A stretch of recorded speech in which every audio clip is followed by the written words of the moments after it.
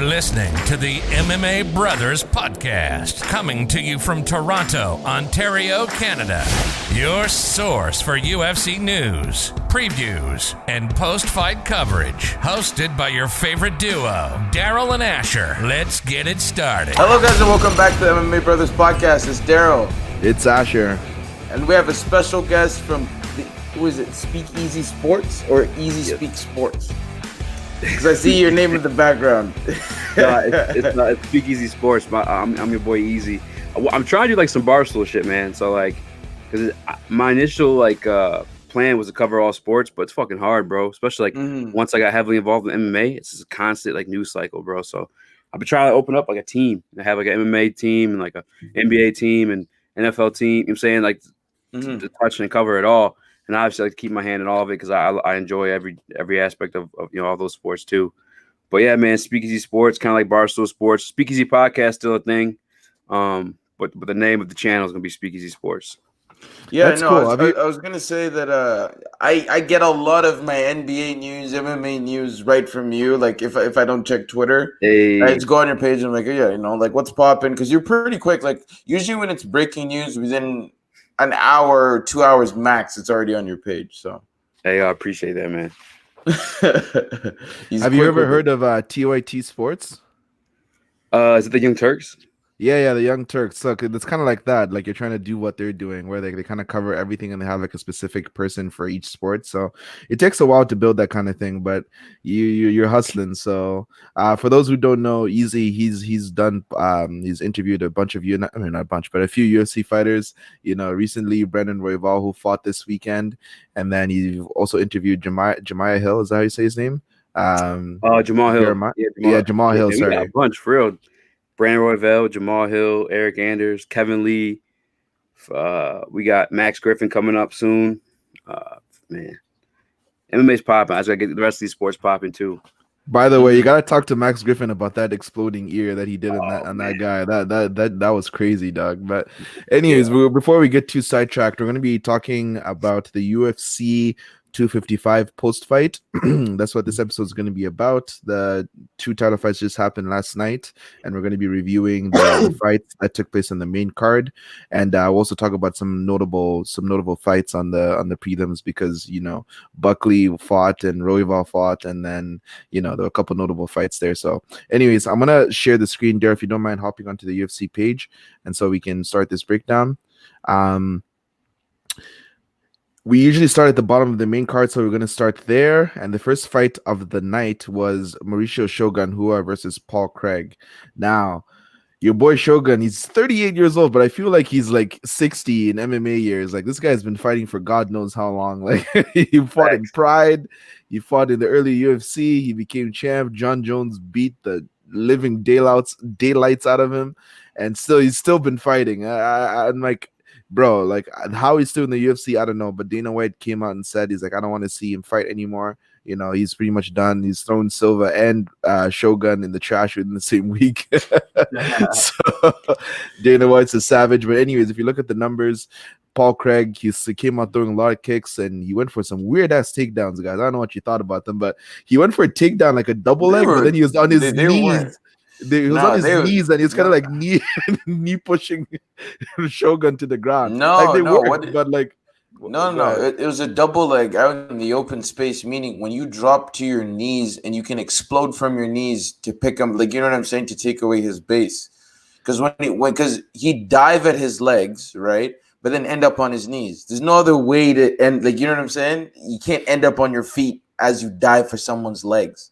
No, but usually double leg takedowns in the open area, from what I've seen, I'm no wrestling expert, but like when usually somebody goes for a takedown and they grab your legs, they're kind of like in a spear position, and then they push forward with their shoulder, right? But the way Paul Craig was doing it, which I'm sure is technically fine, I'm not a wrestling champ, like I said, but he would like go for a takedown, then end up on his knees, then kind of like knee drag his opponent down, is what I'm saying. So, but anyways, I thought it looked good. You know what I wanted to bring up in this match that I've actually missed for whatever reason, whatever the hell I was doing. Didn't Shogun oil check my man Paul Craig during the fight? Oh yeah. In the second round, he went like What's an- back door. Yeah. Wait. What's an oil check again? Man, don't It's play like you don't literally know, like man. it's literally putting your fingers, like if you're getting taken down, like a lot of people will put their fingers in the guy's butthole, like as a way to kind of stop the takedown. And then even DC and Joe Rogan said they're like, "Yo, he just got oil checked." Yeah, a takedown is never that serious, yo. It's never that serious, but just get taken down. Come on, man. Woo! It wasn't that man. serious. I've seen worse before where I'm like, holy. I'm Yeah, sure but I yo, don't even seen this YouTube video. I feel like you should get like minus, like, like a few points for that. You know what I'm saying? Like maybe minus 2 points. Can't be out here just, Was you the know what I'm ref's gonna saying? stop Yeah. the ref's gonna stop a fight like yo point deduction. Yeah, because Hey, the ref literally says pause. niggas are there to pause. fight, bro. There's no need for that. You know what I'm saying? Yeah. But Holy. I'm gonna look But it up. yeah, anyways, first round, Paul Craig, he was able to get a couple takedowns. Shogun reversed it at one point. Paul Craig went back on the feet. Shogun landed a couple strikes. Second round, Shogun was looking battered and tired, and then went for the takedown, and he tapped his strikes pretty much at the end of it. But I've never seen Shogun tap the strikes before. Like maybe he did against like John Jones after taking a brutal beating, but even the commentators are like, "Yo, Shogun tapped his strikes. That's super." Unlikely, not unlikely, but you know what I mean, right? Like he's a super tough guy, so they didn't expect to see something like that. But hey, man, Paul Craig is the real deal, so I'm excited to see what's next for him. yeah, like his stand-up was super, super impressive to me. Paul Craig's, but easy. Like, how did you think the fight went? I think Shogun, even in his last fight against was it Big Nog or Little Nog? Yeah, against one of the Nogs. Little Nog. What a little Nog? No, but he just looks 38. I mean, like Asher said, it's like 68 in MMA years. He's not the same, and he's taken so many big shots. I know he touched on when John Jones beat him up. I don't want to say beat his ass; it's disrespectful, but he's taking them shots. He wasn't gonna get up from that position. He was just getting pounded on. Pause after the oil check stuff, but he was just getting destroyed. You know what I'm saying? I think he had to tap. You know what I'm saying? At that age, with the shots he's taken in his career, I don't know if he can afford to take too many of those. Yeah, no, 100%. And to me, it's like, yo, I don't know what it takes for fighters to just say, man, yeah, I'm getting too old. I need to just hang it up. Because, Shogun, you're not going to be champ. Like, it's just not, you know what I'm saying? If you're not fighting to be champ, you're just getting brain damage. You know what I'm saying? Like, come on. Have at least an end goal. But anyways, we'll move on. But Shogun should let it. She should hang up the gloves. Oh, and Asher, with Anderson Silva, the nigga said, I feel free after being released from my Hey, yo, Anderson, no one wants to see you fight again. Please, for God's sake. You know what I'm saying? Like, even if you front kick KO someone, like, that's sick. You're still 45. Like, you know what I'm saying? Front kick KOing 60-year-old niggas like, hey. hey, me and Asher had a show on that, like, right after, but I think one of us brought it up. Like, if he got to do some PEDs, though, he might be exciting to watch again, man. Nah, fuck that. Anderson on the sauce. Yeah, no, he for looked sure. straight You never against know. what's name. You know what I'm saying? He just wasn't quick enough to like back away from the shots. I guarantee you Bellator is going to offer him a contract. Just wait. You see. Yeah, but we'll move on to Caitlyn Chukagian versus Cynthia Calvillo. Easy. Do you mind taking this one? Yeah, man. I thought Calvillo was going to take it for some reason. I don't know why. I keep sleeping on Chukagian like that because Chukagian lost recently to Andrade, didn't she? Yeah, but Yeah, vicious body shot. Vicious body shot. God. Yeah, we got our podcast with Baby Hulk. Shouts out to Baby Hulk, and he kind of sold me on Cynthia Calvillo, taking it over on the ground with jiu-jitsu, and that just wasn't the case. Chukagian kind of dominated this whole fight, but his numbers actually look a lot closer than what I remember watching, or like what I've the way you watch it. Chukagian kind of controlled the entire fight. She never really seemed any danger or any trouble, but these numbers are actually a lot closer than what I watched. Yeah, no, 100%. And for me, it's the accuracy, like 30%. It didn't seem that low. You know what I'm saying? Yeah. I don't know. The UFC is known to shake it with the stats online, but you're right, though. Caitlyn Chukagian is a good fighter. Cynthia, was Cynthia the favorite in this fight? Yeah, she was the favorite. She was? Yeah, Wow. and I wouldn't have bet on her because Caitlyn, for her shortcomings as a fighter, she's always right on the cusp of a title fight, and then she just, you know what I'm saying, she shakes it. And then Cynthia's she had a lot of hype going in, but I didn't really respect her game in terms of like switching it up if she needs to. You know what I mean? I feel like she relies too much on her ground game in her fights, but that's just my personal opinion. How about yourself, Asher? Yeah, Chikagan, I actually bet on her because I thought people were sleeping on her and I won some money, so I'm excited.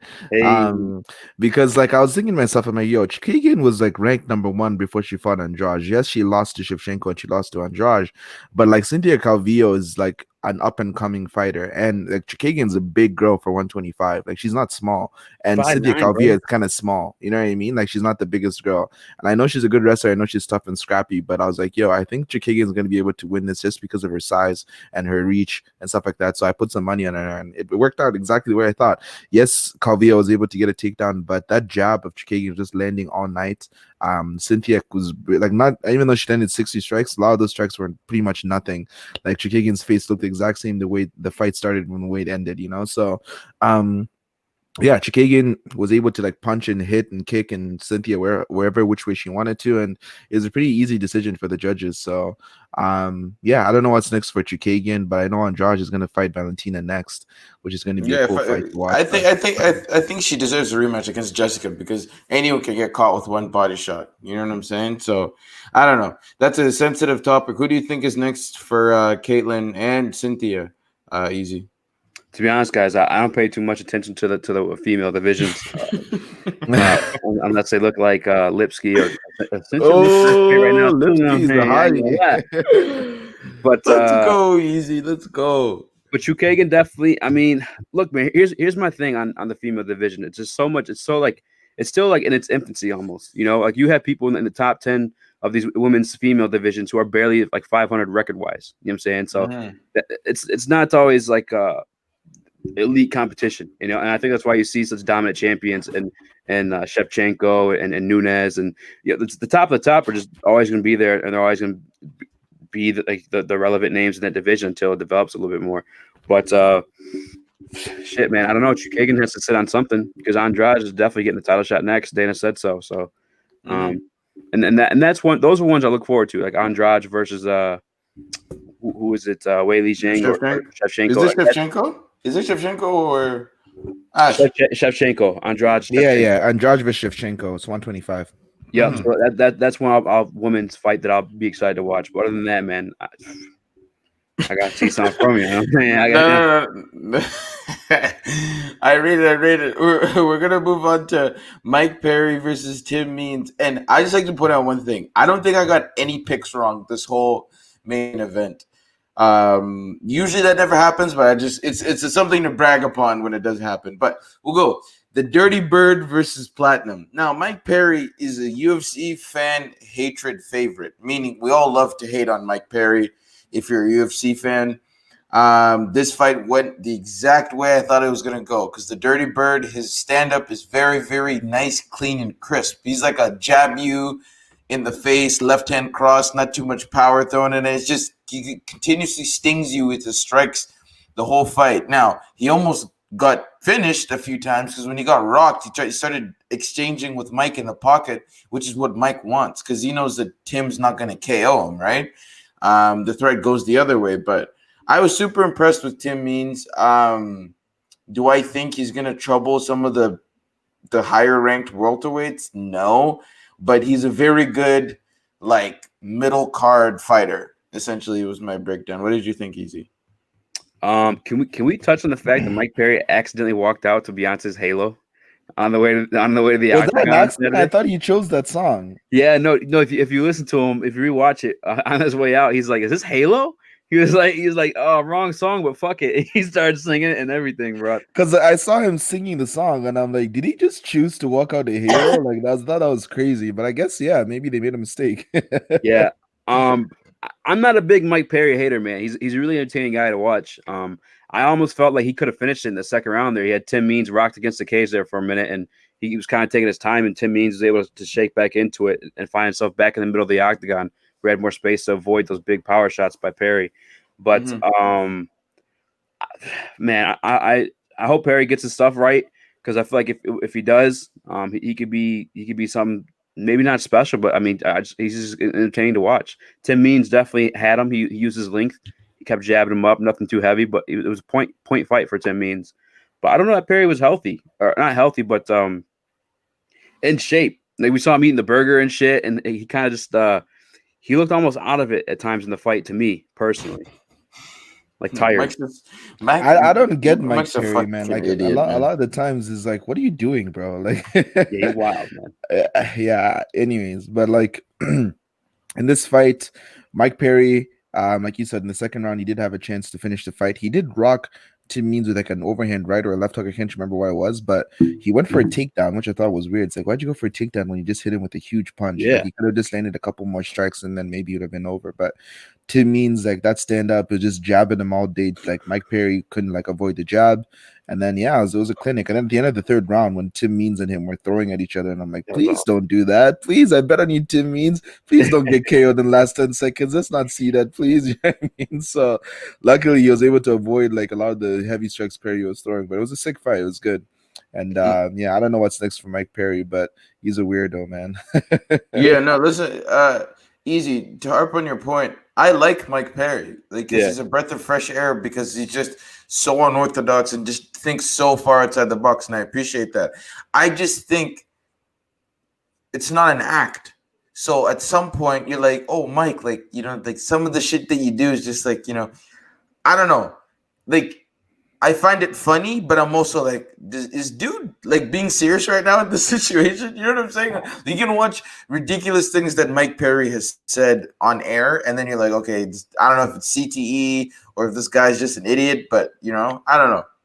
I'll say this: he's born in Flint, Michigan. We had the water out there, and then he moved to Florida. So he's kind of like bred to be a crazy man, right? Like this is the recipe for disaster. So, plus, he's throwing a little bit of the CTE, like. You get some Mike Perry. Exactly. That's right. 100%. Add 2% African to that too, and that would get you. Yeah, it's gonna be throwing the N-word all over social media. I'm like, yo, Mike, God, damn. That's the show type of shit that I'm talking about. Yo, Mike, come on, bro. But we'll move on. Anyways, we're going to move on to the co-main event of the evening. Valentina Shevchenko versus Jennifer Maia. Valentina Shevchenko was a minus 1600 favorite to win this fight. Now, I put out a post on Instagram saying, is Shevchenko falling off or is Maia that good? And then everybody was going crazy, being like, what the hell, bro? Like, how can you say that? She loses one round. Everybody was getting mad. I'm like, okay, calm down, people. Calm down. The thing is, the commentary was so biased. They're like, yo, Shevchenko, she might lose this one. The way Joe Rogan was talking about it, like, oh my God. Ah! You know how it was. I don't know if he was trying to hype up Maia or not, but I fell for it, bro. I fell for the commentary. I was like, damn, Shevchenko's not looking that good. Like, she should be like murking her. You know what I mean? Like, the odds literally were like saying that she's going to get, you know, starched. So, but yeah, Jennifer Maia was good on the ground. Valentina Shevchenko went for takedowns for some reason. I don't know why. She had success on the feet. Don't know why she just didn't keep it standing the whole time. But Maia was good with her grappling against the cage too. She was able to hold Shevchenko down. And I think Jennifer Maia, I don't know if she trained with Nunes, but I know she got advice from Nunes on how to fight Shevchenko.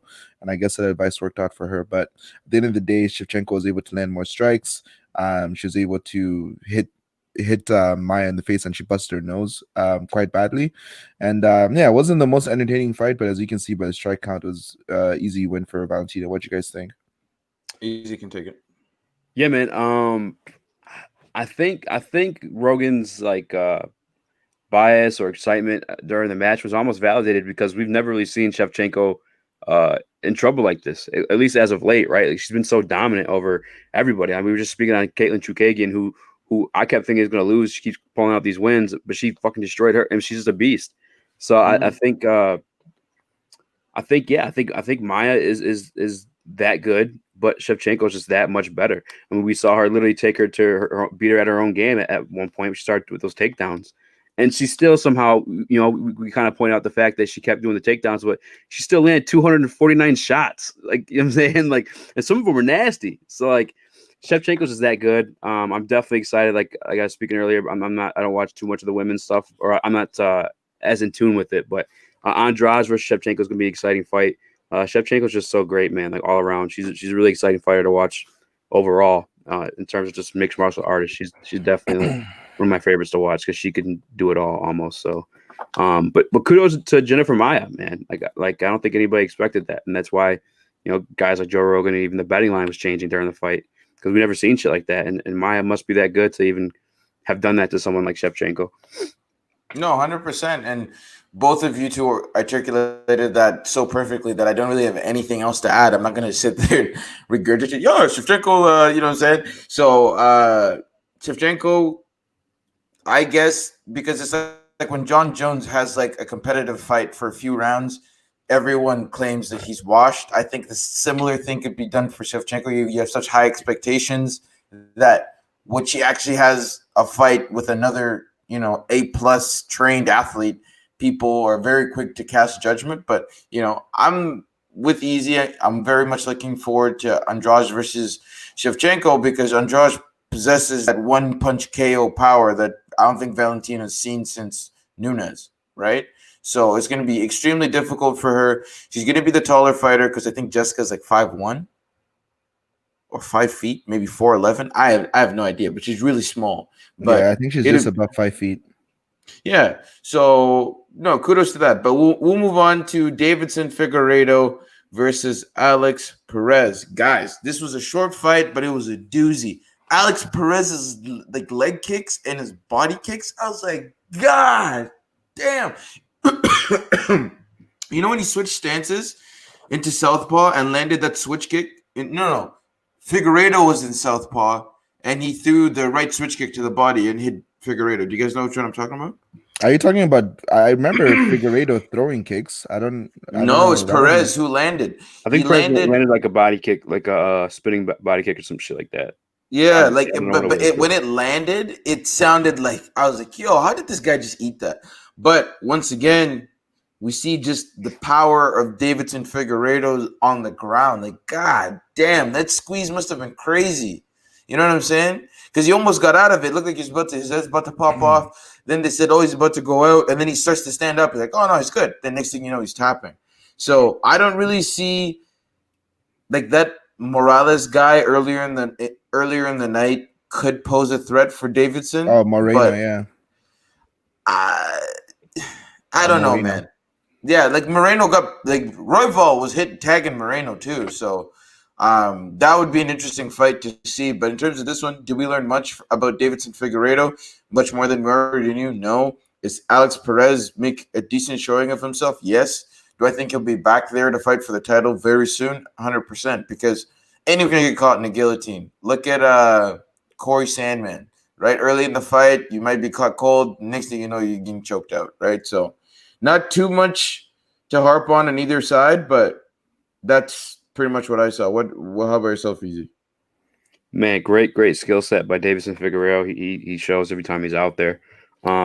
It's crazy that this division almost went away because you watched even the fights in the prelims with Moreno and my man Brandon Royval. Shouts out to the Raw Dog, but these guys are just so damn quick, bro. They're so quick in these scrambles into their feet, and it's crazy this division almost went away because it is truly entertaining, and you get to see a little bit of sprinkles from all mixed martial arts. Like you talking about the kicks that Perez was throwing, but it ended up being a submission that finished the fight, and I believe he had another one in before he got the guillotine. Like I think Perez did escape it one time before getting caught back into it. If I'm not mistaken, I could be mixing that up with another fight. But I think, are you talking about the leg lock that Figueiredo had? Yeah, that's what it was. Yeah, something. He had him in another submission, and then they caught him in. He slipped out, and then he caught him in the guillotine. Exactly. But yeah, man, Davidson Figueiredo, the real fucking deal, man. I love it. Baby Hawk and I were talking. He looks like a bad guy from a James Bond movie. And they see that's walking out to fucking James Bond music. I was like, oh man, that's way too fitting, man. He is a badass, and I'm excited to see. I guess the flyweight division tested up against him because it's been so quiet for so long. But now we have a guy exciting like him and Brandon Royval, and now we know who Moreno is after watching fight Royval. I guess I'm excited to see the future of this division and guys take on Davidson Figueiredo because he is an absolute fucking beast. Do you want to see Triple C return and fight Figueiredo? I would love to see that. I don't know that Triple C is going to want to make 125 again, to be honest with you. He's kind of thick for a little guy. Pause. Man. I guess midgets are always kind of thick, though.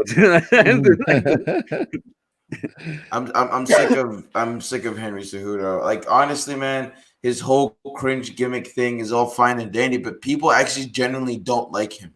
It's not that we all know he's trying to be cringe, but it's not funny.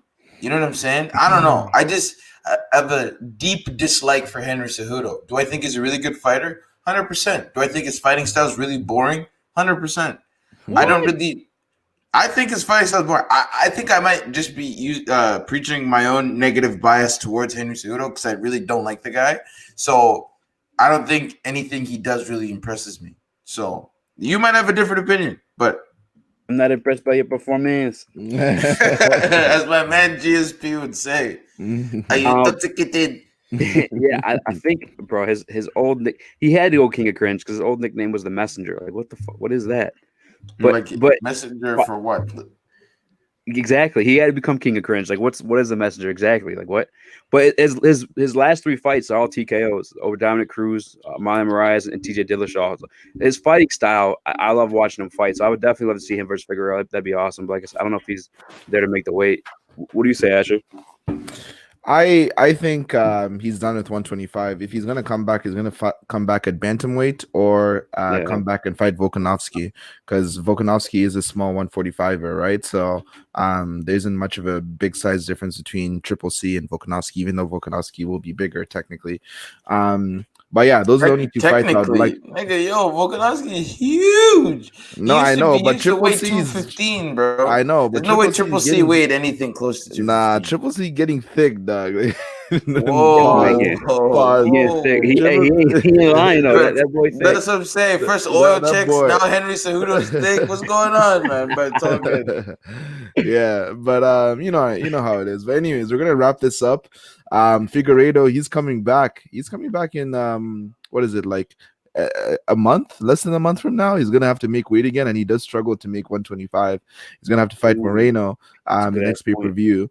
And then your boy Peter Yan, he's out against Sterling. That fight's not happening anymore next month. Why? So because Peter Yan has a personal reason that he's just off it. He's not fighting anymore. So but why no interim championship? Anyone else? Dana's quick as hell to put an interim championship out. I think it's just like 3 months. He's like, oh, interim belt. But like he really doesn't like Tyron Woodley, and I don't think most MMA fans like Tyron Woodley just because Tyron bitches so much, and he fights. Like, this is the thing. He has potential to be like Joaquin Buckley, you know? Come out there, just throw leather, knowing that if he touches your chin, you're going to sleep. You know what I'm saying? But you know what he decides to do? He decides to do this, and then just back up against the cage, and keeps on backing up, and then backing up. His back's against the cage, and he wings one. The guy goes underneath, takes him down. And it's the same thing you know what I'm saying? Easy. How many times does this nigga have to do the same thing with the shitty? You know what I'm saying? Like, switch it up, man. But fucking just I want to see my man Funk Master with a belt, though, man. He's fucking deserving at this point. Sorry, go ahead. No, that's what I was gonna say. Yeah, he just let him wear a belt for something, because Peter Yan should never even got that title opportunity over him in the first place, in my opinion. So like, give my man Funk Master, let him hold the belt for a little bit, man. I think what reason why they haven't done an interim belt is because they might just push it like 1 month onto the next pay-per-view. Like and I think that's a Conor McGregor card. I don't know how that's going to work out because McGregor doesn't have a belt, and so are they going to put that Peter Yan fight before the McGregor main event, which is actually not for a title, but then that fight's for a title, or maybe they'll move it 2 months ahead. I don't know how long Peter Yan's going to be out, but for whatever personal reason, he can't fight next month, which sucks. But anyways, Figueiredo, he's back next month. He's going to be fighting again. I don't think there's ever been a turnaround that fast. He never took any damage. The fight ended in like a minute, so why not turn him around as long as he can make the weight? So anyways, guys, that's pretty much the wrap up for UFC 255. We're obviously going to hit you with the preview for next weekend. I can't even remember. What's the main event for next weekend? Who do we have? Dang, can't be that good because I don't know off the top of my head either. Man, I wish that time, man, because the prelims for this card were actually kind of like almost a little bit more lit than the main card. Oh yeah, 100%. Oh yeah, just quickly touching those as well. So Joaquin Buckley with another crazy KO. Blades versus Lewis. Blades versus Blades versus Lewis. That's actually good. Yeah, that's a good one. But yeah, touching on those prelim fights real quick. We already talked about Royval. It sucks that he took an L with the shoulder injury.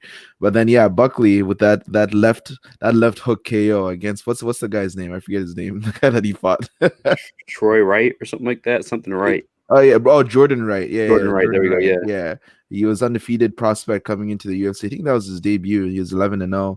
Then Buckley just hit him with that right hook in the first round, wobbled him. And then second round, that left hook is like, God, dog. You know what I mean? Because the way Joaquin just didn't give two shits about that guy's power and move forward, I was like, yo, Joaquin's different, man. Joaquin actually different. Like, bro, to not respect another fighter's power that much to back him up against he fought like he had Khabib level pressure in getting his, like, you know what I'm saying? He's like, he didn't care. He's like, all right, cool. Yeah. But you're going to take me down? Like, you won't.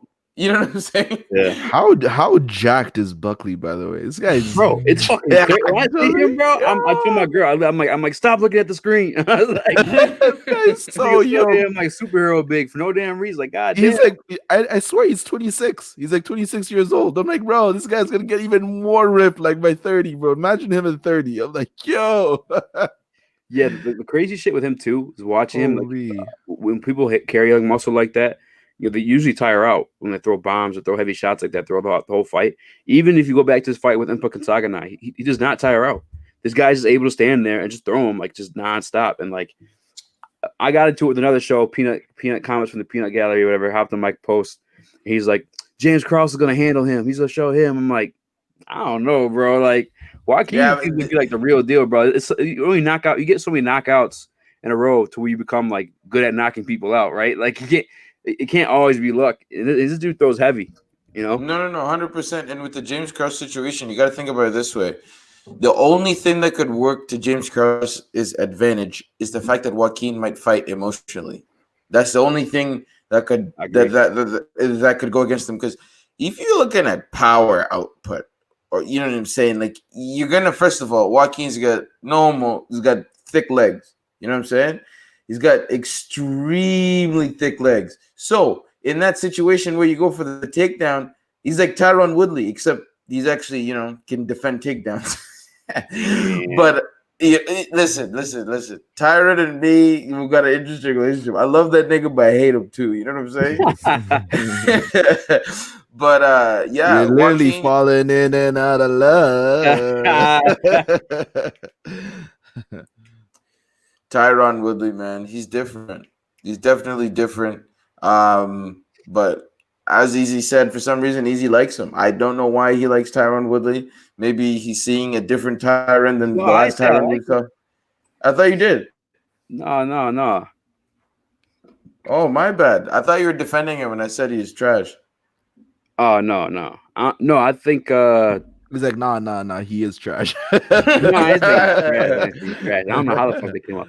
No, I think you compared Joaquin to Woodley. I don't think I said anything. No. Yeah. I meant physique wise. Yeah, like boy short, stocky, like super heavy hands. Mm-hmm. Except the difference is Joaquin actually moves forward and tries to throw bombs. Yeah, you reminded me. That's exactly what I was trying to articulate. But is he undersized for 185? Joaquin's only like 5'10". I was just saying, he weighed in at 182, which was very weird. Yeah. He's so big too to weigh in at 182, and then to see the height difference too between him and Jordan Wright was a little different. But I don't know how tall is Jordan Wright, just super tall, or is that just like 6'2"? I think it's Jordan just was 6'2". Buckley's size, like I think he's way too thick to just fight at 170. I know, pause. But yeah, he's just carrying too much muscle to be at 170. So it's kind of like he's one of those guys, kind of like Kevin Lee, where it's like he's too big for 155 and he's too small for 170. So it's kind of like that 15-pound difference. He's one of those fighters that finds himself kind of in the middle, you know, like maybe like a 180 or 180, 178 is where he would fit perfectly, but 170 is just too far. What do you guys think of the Royval fight?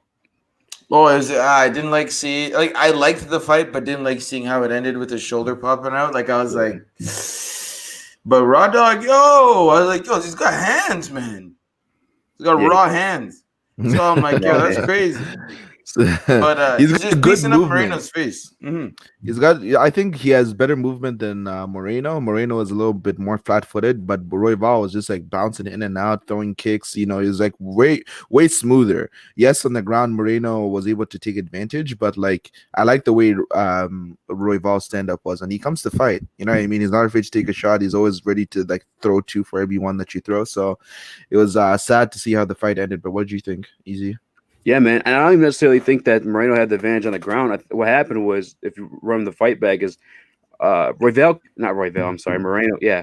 Royval was going through another one of those like spinning elbows, and he got caught from the backside. Oh Like, yeah, that's right. Yeah, so he was Yeah. able to take him down. And then if you listen to the commentary, Joe Rogan and DC kept saying the twister's there.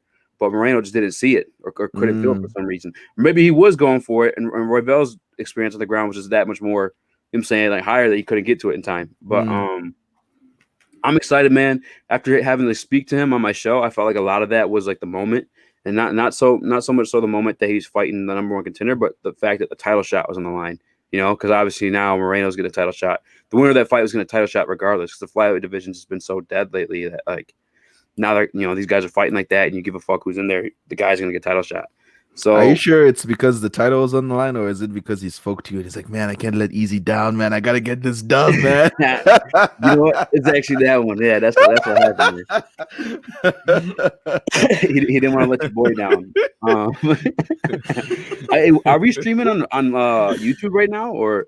No. I'll post it after. It's not a live stream, but okay. I'll start doing that. The share button to share it, but yeah, I mean, I guess the only other like prelim fight too I wanted to touch on. I wish these guys got a bonus was fucking Joban and Gooden or whatever. Those. Oh yeah, that was a solid fight, Joban. That was a fucking banger, bro. That guy is like 30, turning 39, and he looks like he's 20-something. Like he's an old dude. What? Joban, yeah. That's crazy. Yeah. So Alan Joban. He's actually he's a model for I forget which company, if it's like Gucci or Versace or something. One of those company. He's one of like their premier models, and kind of like how Luke Rockhold was also a model for Gucci. Joban kind of has like a similar deal. So ain't nothing worse than nigga that take your bitch and beat your ass, bro. Man, fuck him for that then. Yeah, I think he's got money, so I'm sure obviously he wouldn't have minded an extra 50K. But anyways, I think he's doing all right. But yeah, Easy. I think we'll wrap this up, man. It's obviously nice talking to you again, and we gotta do this like at least monthly, bro. We'll get you on, and then next time we'll actually have this as a live stream, and we can kind of like share it both on our channels, get it going if that's yeah, man, it's dope. I like doing that because people comment in and whatever, and yes, it's fun. But thanks for having me on again, fellas. I definitely miss coming on the show. Gotta get you guys back on mine too. We talk some NBA free agency or something like that, and my boy James going to Brooklyn. I hope get a dub, get a chip, because I need it for my personal reasons. The way my friends are roasting me right now has been ridiculous. But we'll save that for the Easy Sports podcast. Bet. All right. It's been a pleasure having you on. Do you want to do one last plug for your channel and wherever people can get you? Shit, man. Yeah, if you guys just type in Speak and then the letter Easy Sports on YouTube, Instagram, Pornhub. I'm playing. hey, tap us in, follow me, man.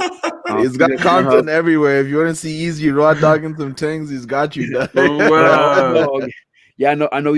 We touched on Brandon Royval coming on my show. If you guys want to watch that interview, that's there. We definitely got to speak on the Raw Dog versus Darren Till stuff. You know, who's the true heir to the throne of that nickname. But yeah, a bunch of stuff coming up, man. I didn't want to say it because I don't like I guess hatching my eggs before they hatch, whatever the fuck that term is. Jinxing, yeah. Yeah. But maybe you get Cursed Blades on soon, post fight. So that'd be fucking dope. Yeah, dude, that'd be sick. That's dope, bro. That would be dope. Sick. But definitely stay tuned for Max Griffin because that's happening. And check us out, man. If you guys like more MMA content, me and Baby Hawk have a podcast. I gotta get you guys on that too. Baby Hawk, he's from Street Beefs. If you guys don't know, you gotta watch my man's highlights. That's on our YouTube channel too. I saw him land like some crazy ass takedown outside in some like street area or something like some backyard thing. Guy fought 2 times in one day, man, and both guys' asses. So Baby Hawk's a beast for sure. And we got a podcast called the 012 on the Speakeasy Sports channel. So check that out. And thanks for giving me 10 minutes to plug my channel. My bad, guys. No, it's all good. Totally fine. Yeah. Anyways, guys, thank you. Like, comment, subscribe, check it out. Follow us on Instagram, MMA Brothers Pod, and we appreciate you guys listening, watching, wherever you found us. We'll see you in the next one. Peace. Yeah.